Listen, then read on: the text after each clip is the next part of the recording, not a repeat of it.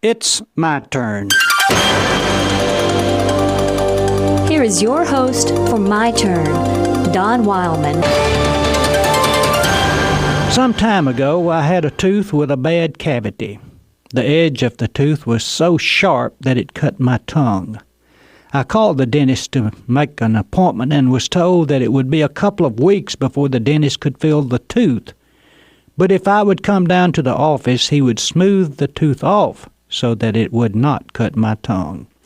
Well, I went down to his office. He fixed the tooth so that it would not hurt, and then he took some x-rays of my teeth. I was told to come back in 2 weeks. Well, 2 weeks later, I went back to the dentist. I was happy that the cavity was to be filled. It certainly needed filling. It was one of the largest cavities I've ever had.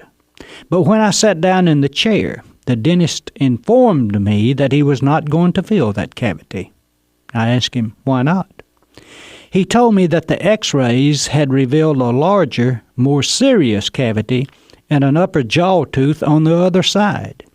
It was far more important, he explained, that he correct the hidden cavity. So, for the next hour, work was spent correcting a cavity which I didn't even know existed. Well, after I left the dentist's office, I began thinking about how much like sin those two cavities were. I compared them to the two types of sins, the sins of the flesh and the sins of the spirit. Too often our emphasis has been on the sins of the flesh, drinking, cursing, running around, all the other things you know. I'm afraid that many times we have considered the sins of the flesh as the only sins, certainly as the major ones. We have ignored the sins of the spirit, sins like stinginess and prejudice and a bad attitude. The problem with the sins of the spirit is that they are not surface sins. They're deeper, hidden sins. The sins of the spirit are far more dangerous and far more difficult to detect and to get at than sins of the flesh. Indeed, like the hidden cavity, it often takes a very close examination to even know they exist. But they're certainly just as deadly as the sins of the flesh. Well, the dentist eventually filled my cavities, the one I knew about and the one I didn't. The thing that scares me so is that the one I didn't even know existed was far more serious than the one that had bothered me.